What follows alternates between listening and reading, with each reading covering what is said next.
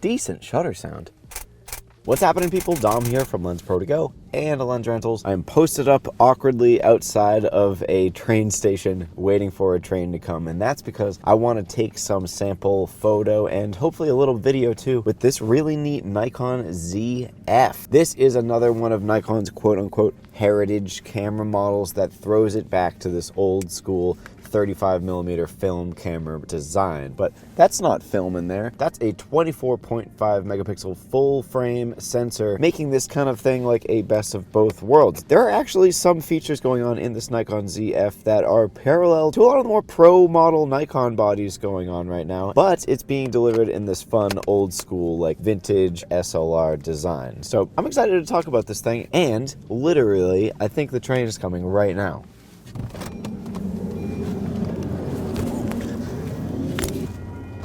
That was it. Okay. Turns out, although it really adds to the vintage aesthetic, throwing some older Nikon photo glass on here, turns out they're... Oh my god, here's another train. I didn't expect one to be coming from the other direction. Come on, I got this one.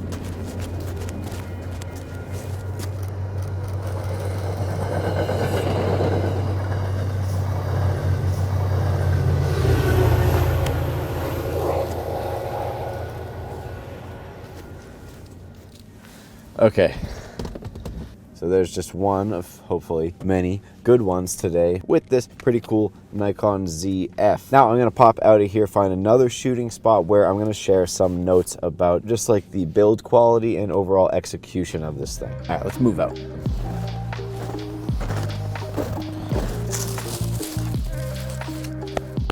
I think I gotta take the gloves off for this one. I just feel like I'm gonna drop this camera otherwise. Okay, maybe just one glove. All right, just gotta get this first impression out of the way. Once I got to handle it for a little bit, I very quickly realized that the build quality isn't as wonderful as I expected. It's a little plasticky. Just operating the buttons and dials and everything is not giving me as robust of a response. I think it's like tricking my mind a little bit because obviously cosmetically they went for like the old film camera look, which is something I associate with like an old school mechanical, they don't make them like they used to kind of response. So there's a little bit of an inconsistency there with like looking at this thing and actually operating it, but I might be splitting hairs too much. When I'm handing this camera over to other people to try it, pretty much the main thing they say is, oh my goodness, there's no grip, which I actually don't care too much about. I think that's part of that old school heritage design. A lot of these SLR style bodies didn't really have that much of a grip on them. That's fine though. I did feel like I had to take the glove off to like do this little demo right here. You got your old school buttons and dials and mode system. All the hardware looks really cool and vintage. This little window kind of looks like an old film counter. That's definitely pretty neat. And yeah, like I mentioned before, the whole vintage look really gets completed when you pair it up with older Nikon photo glass like this. The ZF runs off the full-size ENEL 15 batteries from Nikon, so if you already own some of these, that's pretty good. One thing I don't love, the SD card slot and the battery slots share like a same area there. Another really funny detail, you probably can't see it, micro SD card slot on the inside of that SD in there, oddly enough. Maybe your GoPro or something is lying around, you could actually use those interchangeably. Okay, now I'm gonna head out to another spot, talk about some pretty exciting things that this thing is going to be able to do on the video and photo side of things. My little glovies on. All right, the tables have turned. I'm getting a little toasty now. So as I'm sitting here going over this thing, thinking about what to say about it, I realized I'm in a familiar scenario because not too long ago, I was doing a video on this guy, the Nikon ZFC. This is the APS-C version, also in Nikon's Heritage collection. And to be honest, I pretty much had a lot of the same notes as this thing. Cool, cosmetic. This one gets extra style points for having the two-tone silver body, but I wasn't totally thrilled about this thing. One thing it did make me thankful for, we are getting a considerable difference in image size jumping over to a full frame sensor. So I just put on this 20mm f1.8, flip out this discrete little screen that doesn't look like it should be there, and now this is actually a perfectly decent vlogging setup that literally just looks like it's coming from a 35mm camera. And now I'm actually gonna switch the microphone over to this thing, do some vlog style filming with this Nikon ZF to show you what that's looking like. So mic switch.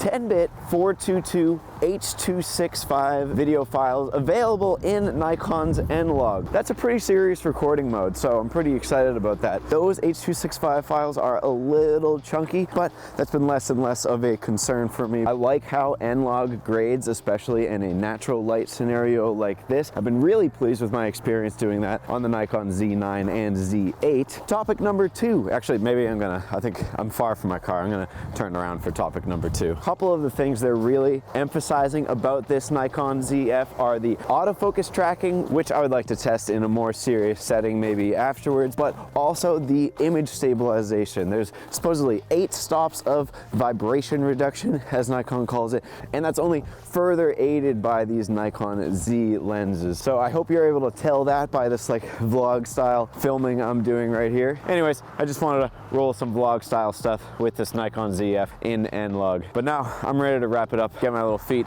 resting by the fireplace that I don't have.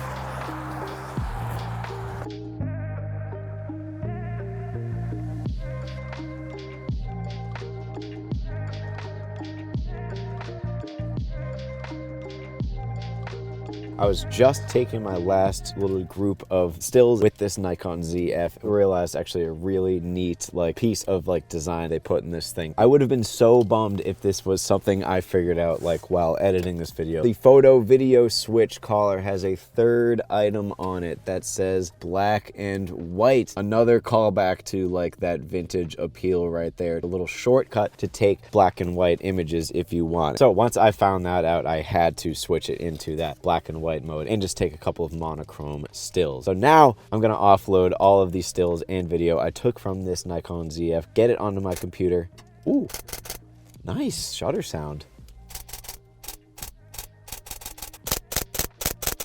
All right, I have to stop this video before I keep discovering neat things about this Nikon ZF. So I'm gonna get to editing. I am going to link the video I did on this Nikon ZF-C too. That is going to wrap it up on this video. I had a pretty fun time with this camera. I honestly went through kind of like a roller coaster of emotions with this thing, getting excited about it and then bummed out, but then redemption arc. Pretty neat. Let me know what you think about the Nikon ZF-C down in the comment section below, and we'll start a discussion about this thing. But most importantly, if you didn't do any of that stuff, hit that subscribe button down underneath this video. And once you do that, you can hit that little bell button that pops up next to that subscribe button, and that will keep you in the loop whenever we post new content, which is every week. So now I'm off into my warm editing dungeon.